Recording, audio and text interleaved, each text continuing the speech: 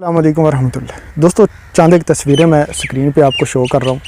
पौधे जो हैं मिर्चों के वो मर रहे हैं, मुरझा जाते हैं और जब हम जड़ से निकालते हैं तो नीचे से जड़ भी जो है वो गली होती है, वहाँ पे फंगस लगी होती है और इससे ये बीमारी जो है एक दफ़ा हमारे खेत में आती है। पहले चंद पौधों से स्टार्ट होती है और फिर चंद ही दिनों में जो है हमारे पूरे खेत में पौधे खुश्क होना शुरू हो जाते हैं। अब देख रहे हैं कि यहाँ पे जो पौधा है वो मुरझाया हुआ है।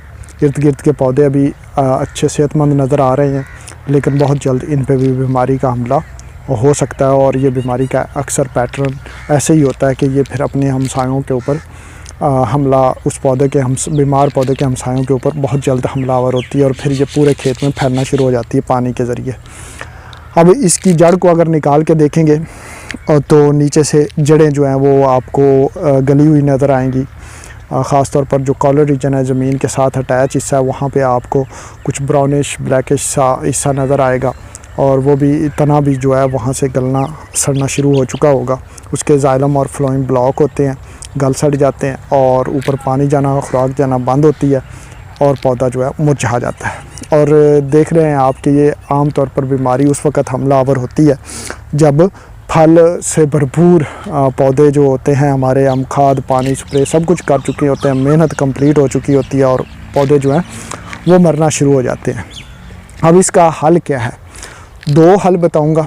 एक जो केमिकल का हल है जो कि बहुत सारे खेतों में सक्सेसफुल नहीं होता और किसान अपना पैसा ज़ाया कर रहे होते हैं। इसमें थायोफिनेट मिथाइल टॉक्सिन एम वगैरह जो है उसकी ड्रेंचिंग और फ्लड करवाया जाता है। लेकिन जहाँ तक मेरा एक्सपीरियंस है, मैंने पौधों को ड्रिप्स भी लगा के देखी हैं।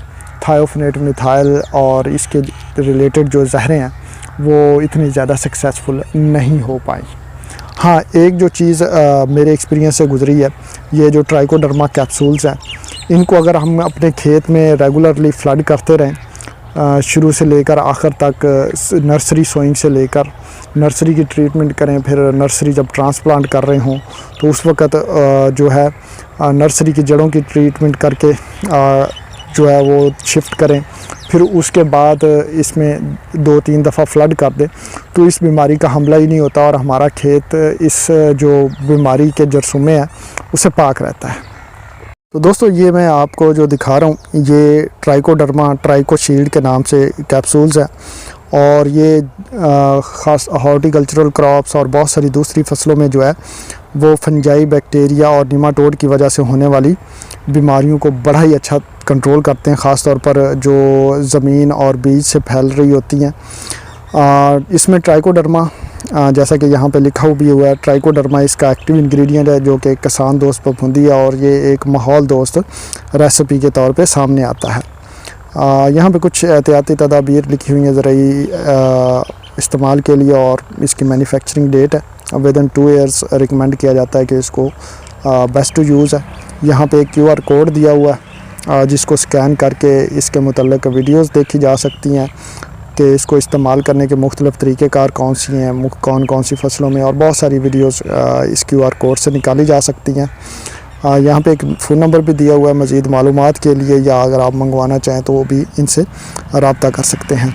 तो दोस्तों इन जो कैप्सूल्स हैं इनमें कैप्सूल्स होते हैं ट्राइकोडर्मा के और इन कैप्सूल्स में जो है बेसिकली स्पोर्स होते हैं ट्राइकोडर्मा के जो कि जाके खेत में एक्टिव हो जाते हैं, या हम इनको ख़ुद भी एक्टिव कर सकते हैं और इनकी तादाद को हम ड्रम में बढ़ा कर भी इस्तेमाल कर सकते हैं जो कि इसकी इफ़ेक्टिविटी को ज़्यादा बेहतर कर देते हैं। बढ़ाने के तरीक़ेकार भी हमारे YouTube चैनल पे वीडियोस मौजूद हैं कि किस तरह से आप बढ़ा सकते हैं। शॉर्टली मैं बताता चलूँ कि अगर आप एक ड्रम ले लें, उसमें 2 किलो गुड़ डालें और उसको पानी से भर लें अच्छी तरह से। गुड़ को हल करने के बाद ट्राइकोडर्मा के 10 से 20 कैप्सूल्स डाल दें। अगर आप 15 दिन रखना चाहते हैं, अगर आप उसको 1 हफ़्ते के लिए रखना चाहते हैं तो 20 से 30 कैप्सूल्स खोल के उसमें डाल दें स्पोर्स के, और 1 हफ़्ते के बाद जो है उसमें आपको बहुत ज़्यादा ट्राइकोडर्मा फंगस के हाइफी और उसकी तादाद बढ़ी हुई नज़र आएगी।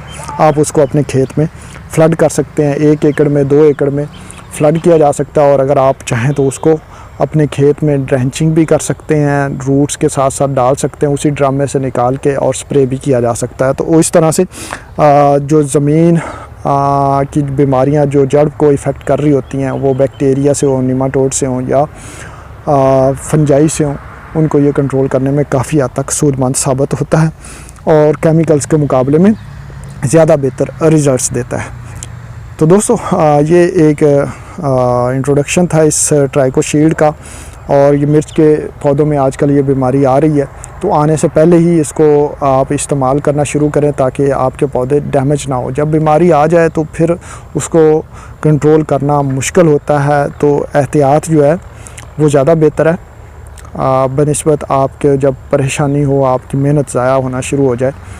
तो इसके ऊपर नंबर भी दिया हुआ है, आप इस नंबर पर रब्ता कर सकते हैं और मज़ीद मालूमात इस ट्राइकोशील्ड कैप्सूल्स के बारे में आप ले सकते हैं। दोस्तों, अगर आपने ट्राइकोडर्मा अपने खेत में कभी इस्तेमाल किया है तो हमारे साथ अपना तजर्बात ज़रूर शेयर कीजिएगा और इसके मुतल्लिक़ अगर मज़ीद मालूमात चाहें तो नंबर भी दिया है और आप गूगल भी कर सकते हैं। दोस्तों, अपना तजर्बा, अपने एक्सपीरियंस ज़रूर शेयर कीजिएगा क्योंकि इससे सीखने सिखाने का अमल बेहतर होता है। मिलते हैं अगली वीडियो में, तब तक अल्लाह।